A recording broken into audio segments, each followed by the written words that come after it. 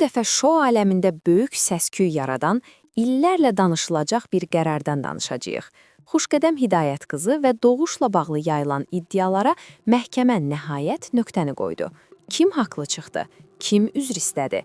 Və ən əsası, qazanılan təzminat hara xərclənəcək? Bu xəbər təkcə hüquqi qələbə deyil, həm də böyük bir insanlıq dərsidir.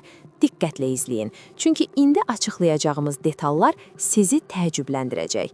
Türkiyədə yayımlanan televiziya proqramında səsləndirilən əsassız və təhqiramiz iddialarla bağlı müğənni Doğuşun açdığı məhkəmə işi onun xeyrinə başa çatıb. Söhbət 2 il əvvəl Show TV kanalında yayımlanan və Didəm Arslan Yılmazın aparıcılıq etdiyi proqramda səsləndirilən Doğuşun şəxsi həyatına yönəlmiş iddialardan gedir.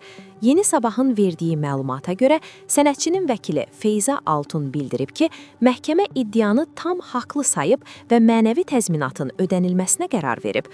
Bu qərarla Doğuşun hüquqları rəsmi şəkildə qorunub və yayılan iddiaların əsassız olduğu təsdiqlənib. Ən diqqət çəkən məqam isə Doğuşun bu məsələyə yanaşma tərzidir.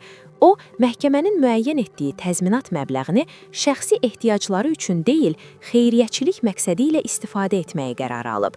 Belə ki, həmin vəsait Xərçəngsiz Həyat Dərnəyinə bağışlanacaq.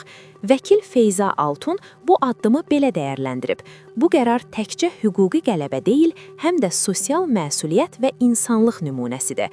Xatırladaq ki, qalmaqala səbəb olan verilişdə Doğuşun həyat yoldaşı, tanınmış aparıcı Xoşqədəm Hidayət qızı ilə ayrıldığı iddia edilmişdi.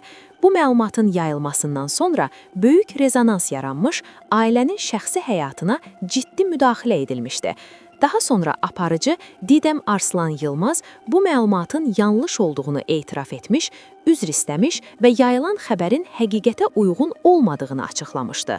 Lakin məsələ bununla bitməmiş, Doğuş hüquqi yola əl ataraq haqlarını məhkəmə müstəvisində qorumuşdu.